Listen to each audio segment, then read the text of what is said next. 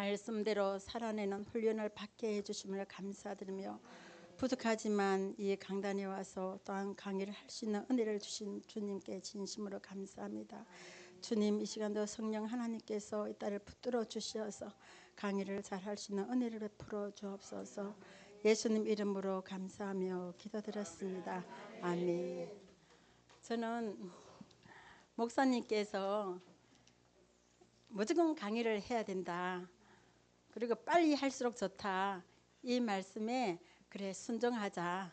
지금 하나 또 얼마 있다가 하나 내 마음 떨리는 건 똑같을 것 같고, 그래서 요양하는 거 순종해서 빨리 하자 이렇게 마음 먹었어요. 그래서 이 책을 들치가면서 제일 쉬운 것이 어떤 것일까 하면서 찾아보면서 하나 고르기는 했는데 마음이 와닿지는 않았어요. 그래서 걱정이 되고 해서 하나님, 제가 어떤 강의를 해야 되겠습니까? 길을 걸어가면서 제가 잠깐 이렇게 여쭤봤어요. 그런데 이 마음에서 훅 하고 올라오는 게 여자의 저주라는 제목이 쑥 올라오는 거예요. 그래서 마음속으로 반문했어요. 주님, 여자의 저주는 너무 어려워요. 이거는 딴 분들 간증도 들어보니까, 이렇게 강의를 들어보니까 다 간증이 들어가고, 제가 하려면은 이거는 지금은 첫 강의인데 너무 힘들어서 못하겠어요 했거든요. 그런데도 마음에는 계속 여자의 저주 끊지지가 않은 거예요, 그냥. 그래서 만약 이 마음이 주님께서 주신 마음이라면 무조건 순종해야 되지 않을까, 순종해야만 그 다음 단계로 갈 수 있다고 하니까 그래 순종하자 하고 하기로 마음을 결정을 했어요. 그런데 막상 준비를 하려니까 생각이 하나도 안 나는 거예요. 뭘 해야 될지, 뭔가 떠올라야 되는데 하나도 떠오르질 않아서 또 날짜는 다가오고 걱정이 되는 거예요. 그래서 또 엎드려서 그랬죠. 하나님, 나 이 해야 되는데 순종하고 싶은데 강의 내용이 생각이 하나도 안 나고 뭘 준비해야 될지 모르겠습니다. 기도하면서 방언 기도를 막 했어요. 기도는 입으로는 방언 기도하는데 머릿속으로는 옛날 과거 일들이 확 하나하나 주마등처럼 막 지나가는 거예요. 그 다음 또 기도할 때 또 입으로는 방언 기도하고 머릿속에는 또 옛날 있었던 일들이 또 싹 지나가고 며칠을 그렇게 한 거예요. 아, 이건 주님께서 이 내용을 가지고 하라고 하신 말씀인가? 이렇게 생각하고 만약 그렇다면 순종해야 되지 않을까 해서 일단 무조건 순종하자. 제가 그동안 하나님께서 주신 은혜도 많았는데 순종을 안 해서 그 은혜를 다 까먹고 고생도 많이 했거든요. 그래서 이제는 여기 와서 보니까 목사님께서는 이 책을 보면서 진짜 말씀대로 순종하며 살아왔던 것들이 이렇게 낱낱이 기록되어 있는 거예요. 삶 자체가 순종이에요.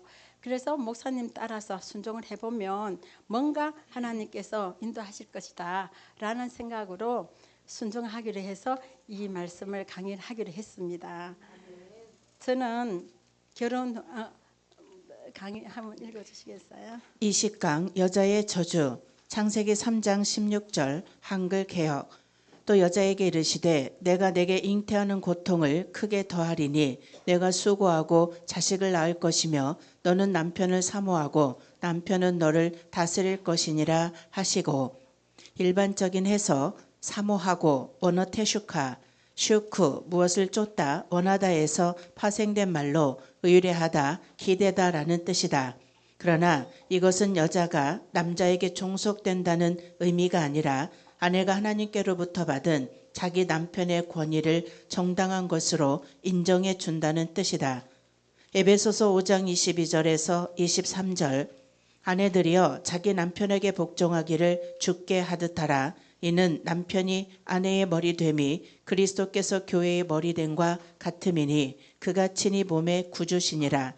이 말씀을 보면 여자가 범죄하지 않았다면 잉태하는 고통 없이 자녀를 생산할 뻔하였다.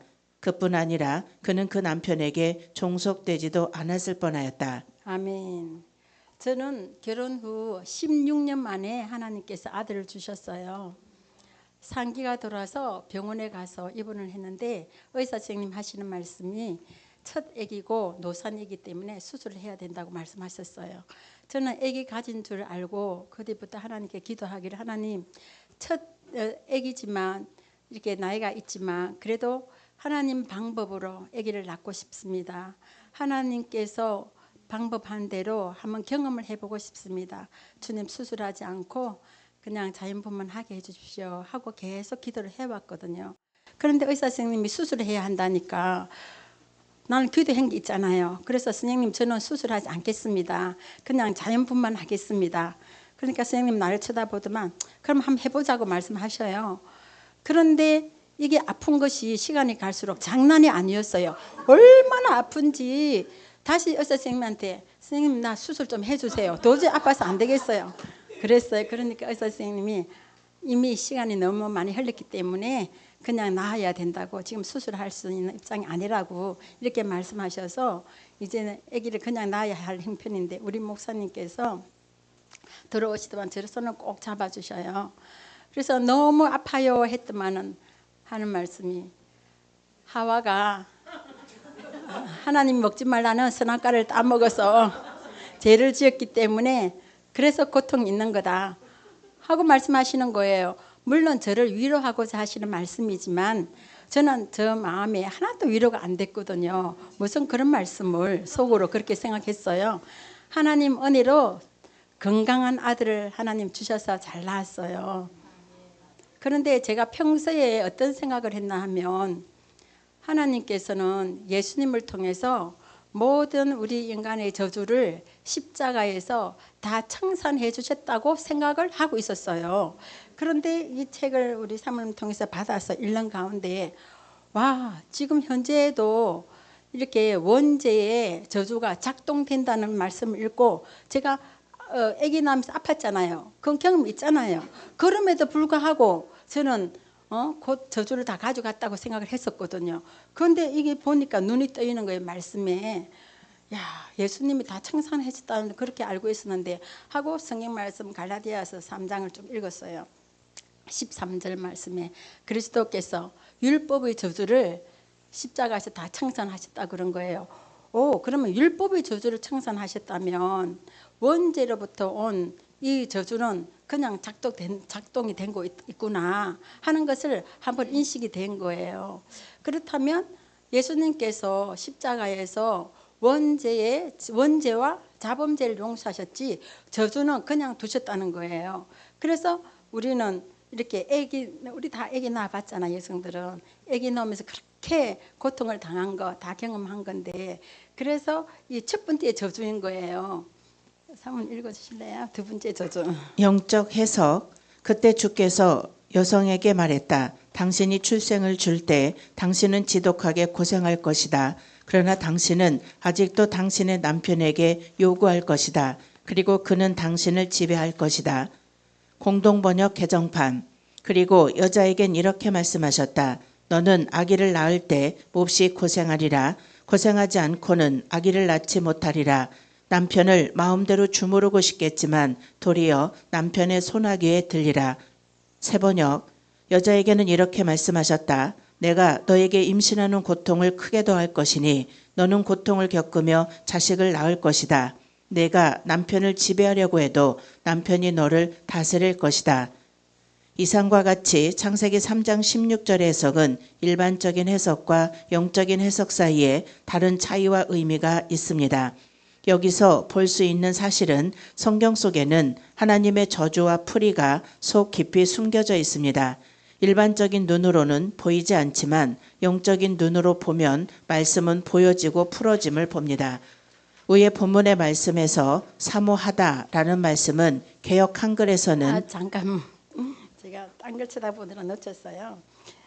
저는 여자의 요구가 하나님 내리신 저주라는 것을 몰랐어요. 여기 와서 이제 알게 됐는데 생각해 보니까 그래서 우리 목사님이 그렇게 제가 요구한 것을 그렇게 안 들어주셨구나.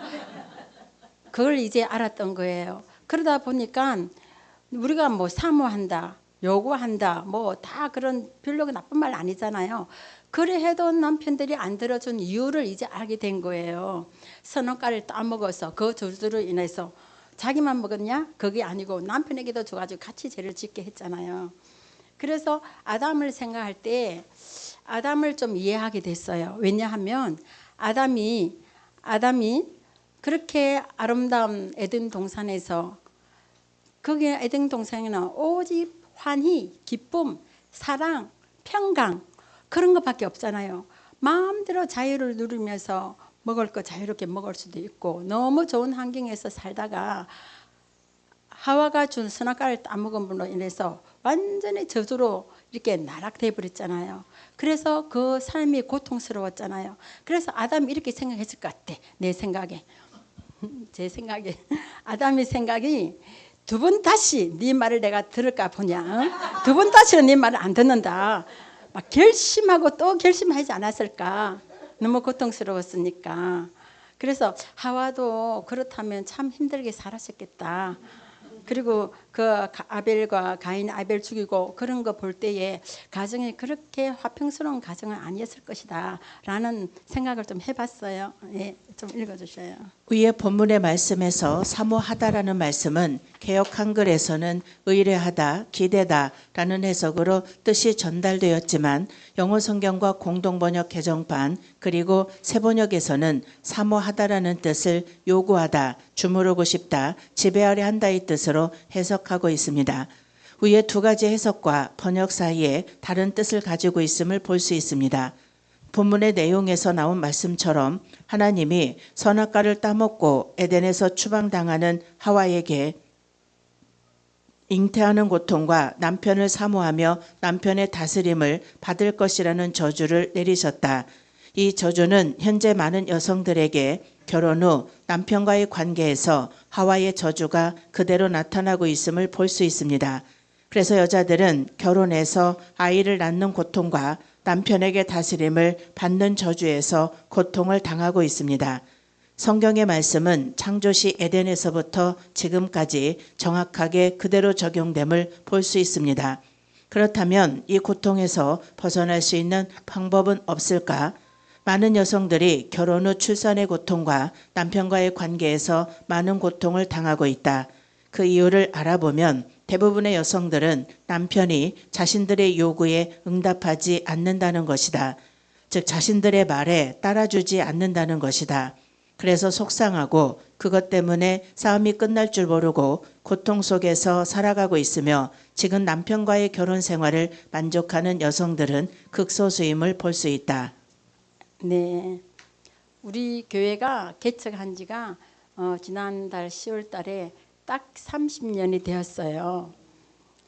처음에 개척해서 굉장히 열심히 이제 사역하면서 진짜 100% 하나님 은혜로 교회가 부흥되는 거예요. 우리 노력이 아니라 하나님 은혜로 교회가 막 부흥돼 가지고 열심히 일하시는 분들을 목사님께서 이렇게 집사님들 가운데 몇 명, 3명, 4명을 뽑아 가지고 우리 교단 신학교를 보내면서 2년 과정이니까 신학교를 공부해서 이제 전도사를 세운 거예요. 그래서 한 사람은 교회 학교를 맡기고 세 사람을 이제 대전 지역에 이렇게 교구를 맡겨가지고 교회가 막 부흥되고 있었어요. 한참 부흥되고 있는데 어떤 전화가 한 분 왔어요.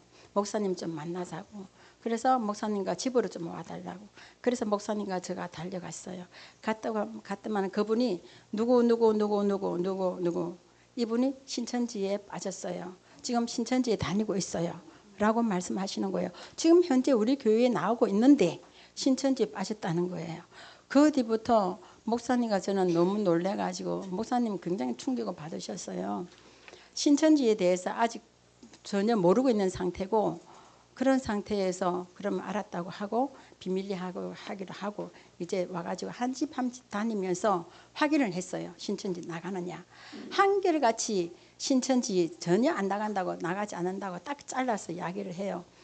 그런데 너무 확실하기 때문에 목사님이 이 사람들 다 제명시키고 다시는 교회 오지 말라고 했어요. 왜? 다른 방법이 없으니까. 이 사람들 건져낼 수 있는 그런 실력이 안 되니까. 그리고는 성도들한테 누구는 지금 신천지에 다니고 있으니까 이제 교회 안 나올 것이다. 전화도 받지 말고 전화도 하지 말라 하고 이제 강구를 하신 거예요. 그 뒤부터 목사님은 신천지 교리를 배우기 위해서 우리 그 당시만 해도 대전에는 그런 교육시키는 장소가 없었고 이단 상담소가 없었어요. 그러다 보니까 몇 군데 안 되는 전국을 다니면서 그렇게 열심히 공부하셔요. 공부하면서 반드시 그 집사님들 내가 건져내리라. 내가 안 건져내면 누가 건져내느냐. 그런 말씀을 하시면 열심히 공부하러 다니셔요.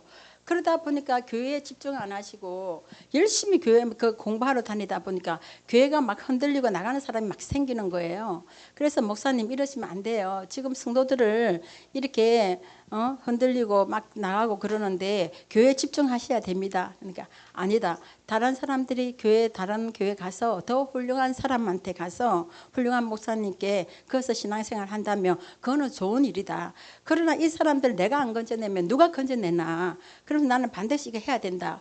그러면서 교회는 신경 쓰지 않고 맨날 공부하러 다니는 거예요. 거기 가는 10년. 너무 힘들어서 저는 매일 교회 가서 펑펑 우는 거예요. 하나님. 우리 목사님 교회는 신경 쓰지 않고 저렇게 돌아다니면서 공부한다고 쫓아다니는데 이 교회는 어떻게 됩니까? 맨날 저녁마다 가서 하나님께 막 엉엉 울고 막 하나님께 땡강 부리고 그렇게 기도를 했어요. 그런 가운데 또 한 번은 목사님 저 교회를 좀 바라고 성도들 어떻게 빠져나가지 않았냐고. 그러니까 목사님 하시는 말씀이 당신이 변하면 교회는 붕대게 돼 있어 라는 말씀을 하시는 거예요. 그래서 그 말이 내 마음에 다 와가지고 그래 맞아. 내가 변해야 돼. 내가 변하면 교회가 붕될 수 있다면 내가 변해야 돼. 그때보다 하나님 나 좀 변화시켜 주세요. 왜? 내 자신 변화가 안 되고 자꾸 걱정이 올라오면 바로 이야기를 해버리니까 목사님은 한 번, 두 번도 아니고 목사님은 본인의 그런 결심이 있는데 계속해서 내가 발목 잡으니까 목사님이 그렇게 말씀하신 거예요. 그런데 하루아침 변합니까? 안 되죠. 하나님 그래서 목사님께 목사님 나 기도원에 가서 금식을 좀 해야 되겠습니다. 내가 변하려 하는데 내 스스로는 변화가 안 돼요. 금식할 수 있도록 좀 보내달라 했더니 알아서 가라고 해요. 그래서 날짜를 기간을 딱 정해놓고 도곡산 기도원에 갔어요. 가서 보니까 광주에서 올라오신 사모님이 한 분 계시는데 그분도 같이 금식을 해요. 근데 그 방에 같이 넣어주시더라고. 둘이서 같이 금식하면서 하나님께 기도를 하는데 그분은 교회를 놓고 기도하고 나는 하나님 정말 내 마음에 사랑이 없는 것 같아요. 사랑이 없는 것 같아서 이름도 사랑으로 내가 개명을 했는데 정말 사랑의 은사를 좀 주셔야 됩니다. 나 사랑 좀 주세요 하면서 금식하면서 하나님 앞에 막 울면서 기도를 했어요. 너무너무 내가 사랑의 은사가 진짜 갖고 싶었거든요. 왜냐하면 사랑이 뭔지를 내가 경험을 해봤기 때문에 다 아실 거예요. 그렇게 이제 그분은 사모님 금식 끝나고 이제 먼저 광주로 가시고 저 혼자 남아서 하나님 정말 사랑 은사 달라고 정말 간절히 기도하는 가운데 이제 내가 날짜 정한 금식이 끝났어요. 이제 죽을 먹으면서 그 다음 이튿날 기운이 없는데 그래도 운동을 좀 하자 싶어서 바깥에 내가 걷고 있었어요. 그러면서 하나님 나 사랑의 은사 사랑의 은사 그렇게 막 기도하면서 걷고 있는데 갑자기 내 눈에서 눈물이 막 나는데 막 눈물이 흘러요. 내 의지와 상관없이 막 울어요. 내가 왜 울지? 그런데 내 가슴 속에서는 갑자기 막 우리 목사님이 그렇게 불쌍할 수가 없어요. 너무너무 불쌍해. 너무너무 불쌍하니까 내 마음이 찢어질 것 같아요. 그래서 교회를 막 달려갔죠. 교회 달려가서 무릎을 딱 꿇고 기도를 하려고 딱 하는데 갑자기 환상이 확 열려요. 열려고 예수님께서 여기까지 보이는데 예수님께서 가시관 멜류관 서시고 피를 철철 흘리시면서 얼굴이 빨개 온몸 빨개 여기까지 보이는데 막 그래서 막 엉엉 울었죠. 예수님의 그 십자가를 생각하고 우리 목사님 불쌍하고 막 그래서 엉엉 울고 있는데 막 이제 오후 2시가 돼서 사람들이 막 들어오는 거예요. 들어와서 예배 드렸는데 찬송 부르고 나는 막 주님 은혜 가운데 이제 막 울면서 기도하고 있는데 막 찬송 부르고 목사님 설교 말씀이 들리는데 그 설교 말씀이 얼마나 크게 들리는지 그 목사님께서 그 설교 말씀 내용이 당신이 예수님 만났을 때 그 경험을 간증을 하시는 거예요. 그런데 그 간증이 내 귀에 엄청 크게 들려요. 그래서 주님 잠깐만 기다려 보세요.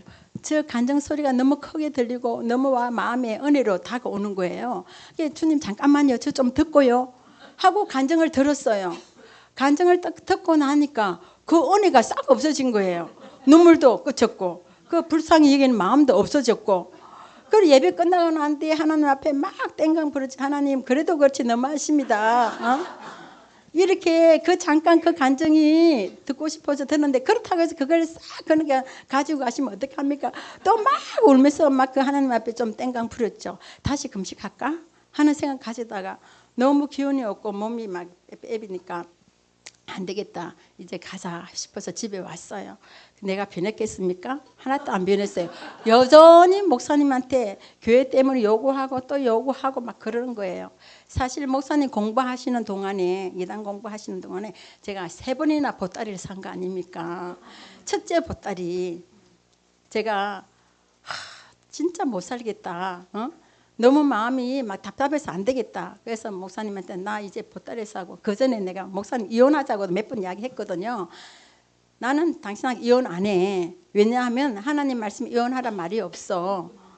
그러니까 당신하고 이혼하지 않으니까 당신 알아서 해. 이런 이야기 들었거든요.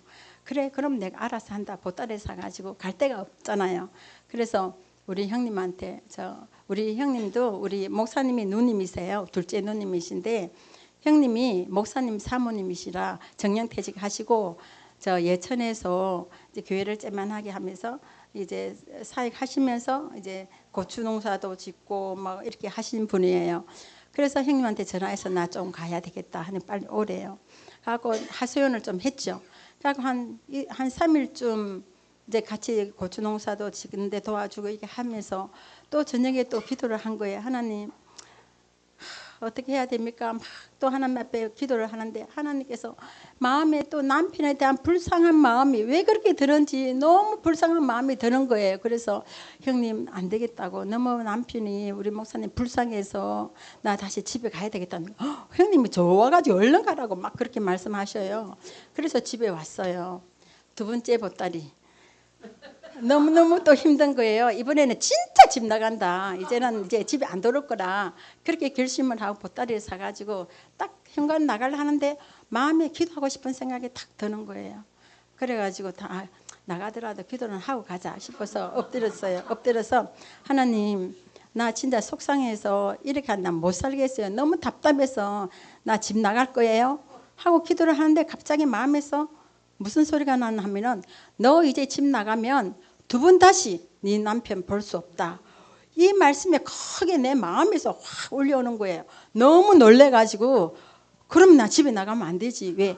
남편이 싫어서 나가는 게 아니었거든요. 내가 견디지를 못해서 그래서 나가려고 했던 건데 그러면 알았습니다. 그럼 내가 안 나가겠습니다. 하고 보따리를 다 풀었어요. 세 번째 보따리. 지금 세 번째 보따리 살 때는 진짜 이제는 나는 끝이다. 도저히 살 수가 없다. 야 보따리 사고는 이제는 집에 안 온다 생각하고 기도하면 또 하나님 뭐라고 말씀하실 것 같아서 기도도 안 하고 그냥 나가버렸어요. 나가고 서대 저녁에 앉아가지고 오라는 데도 없고 갈 데도 없고 도대체 어떻게 해야 될지 몰라가지고 하나님 어떻게 해요? 어떻게 해요? 몇 시간 앉아가지고 생각했어요. 그런데 이제 어떻게 하면 안 나갈 궁리를 이제 한 거예요. 이제 어떻게 하면 안 나갈까? 첫 번째 생각, 엄마 생각이 제일 많이 나더라고. 92세거든요. 아니, 그때는 92세가 안 됐다. 뭐 88세인가 90세인가 아마 됐을 거예요. 엄마 생각이 먼저 나요. 내가 만약에 집 나갔다 하고 엄마가 아실 경우 엄마가 얼마나 마음 아파하실까? 그 생각하니까 못 나가겠어요. 또 우리 애 생각하니까 또 못 나가겠어요. 우리 성도들 생각하면은 또 그것도 마음이 또 짠하고 우리 목사님 생각하니까 우리 목사님 인맥이 많은데 목사님들 많이 아는데 우리 목사님 체면을 생각하니까 못 나가겠어요. 그래서 내가 생각했어요. 왜 내가 이 마당에 나와서 목사님 체면까지 생각해 줘야 되나? 지금 내가 지금 발등에 내가 불이 떨어졌는데 내가 그래도 나갈 거야. 이렇게 내가 이제 갈 거야 생각하는데 바로 마음에서 요나 생각이 팍 올라오는 거예요. 요나가 하나님 말씀을 어겨서 다시 니느웨 성에 가야 되는데 다시스로 도망가는 바람에 풍랑이 일어났잖아요. 그 생각이 들어오면서 막 마음에 두려운 생각이 드는 거예요. 내가 도망가면 하나님께서 날 그냥 안 두시지. 지금 상황이 아무리 어렵다 하더라도 도망가고 난 뒤에 딴 데 간다 하더라도 지금 상황보다 더 좋아질 수는 없다. 이제 이런 계산이 막 들어온 거예요. 그래서 하나님 알았어요. 나 집에 갈게요. 집에 가서 보따리 풀고 그 뒤부터는 이제 도망가는 거 포기. 그 다음부터 하나님 진짜 날 좀 변화시켜 달라고 그렇게 울면서 몇 년간 하나님 앞에 매달려 단 한 가지 나 좀 변화시켜 달라고. 내가 변화되면 다 변화될 것 같은 그런 생각이 들더라고요. 그래서 하나님 나 좀 변화달라고. 그런데 언젠가부터 내 마음에 욱 올라오는 게 없어졌어요. 막 요구하는 것도 없어졌고 그냥 남편이 불쌍하고 애가 불쌍하고 사람들이 막 불쌍한 마음이 자꾸만 들어요. 이 마음에 불쌍한 마음이 들다 보니까 자연적으로 잔소리도 안 하게 되는 거고 잘해주고 싶은 마음이 들고 이제 내가 그렇게 계속 살다 보니까 남편의 눈치를 챈 거예요. 제가 그렇게 마음 먹고 이제 잘하는 거 보고 그러니까 남편이 바뀌어요. 남편이 그렇게 그냥 제가 요구할 때는 진짜 막 사람이 막 더 완고한 것처럼 그렇게 보이더라고. 그런데 내가 부드럽게 잘해주니까 남편도 부드러워져가지고 얼마나 나한테 잘하는지 몰라요. 그래서 아우 하나님께서 나를 변화시키기를 원하셨구나 이제 이렇게 생각하고 남편 목사님은 지금 이단 사역을 열심히 하고 계세요. 목사님이 하시는 말씀이 우리 교회가 공부를 하다 보니까 우리 교회가 문제가 아니더라. 우리 한국 교회에 정말 이단 피해가 너무 많아서 이걸 빨리 이단 사역자를 양성시켜서 우리 한국 교회 성도들을 지켜야 된다. 그래서 나는 이 일에 전념할 것이다. 그렇게 말씀하셨거든요. 그리고 지금 현재도 우리 그 성도를 처음에 이제 우리 목사님 이 공부하시고 만났어요. 한 번 딱 만나고는 안 만나죠. 만나줘야지 대화가 되고 끌어낼 텐데 다른 사람은 상담 오면은 다 끌어내거든요. 그러고 구원의 확신을 딱 심어주고 그러면은 예수님 바로 믿고 신앙생활 하거든요. 근데 우리 나간 성도들은 안 만나주니까 이제 뭐 다시 돌이킬 수도 없는 거고 이제 이만희가 죽을 때까지 기다리는 거죠.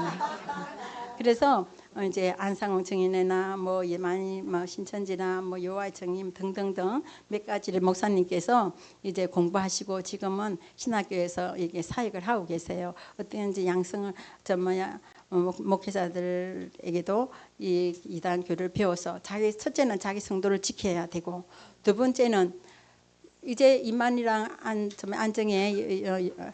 안정의 어머니 하나님이란 장길자가 죽으면 그 교리 자체가 죽으면 안 되거든요. 죽으면은 많은 사람들은 나올 텐데 그 사람들을 나오게 되면 교회에서 붙잡아 줘야 되는데 누가 붙들어 주느냐? 그거는 이 공부를 한 사람만이 붙들어 줄 수 있으니까 그래서 많은 사람 양성시켜서 어떻게든지 이 사람들을 이렇게 건져내는 이 일을 하게 해야 되겠다. 이제 목사님 마음 먹고 저도 같이 동참하고 열심히 하고 있습니다. 감사합니다.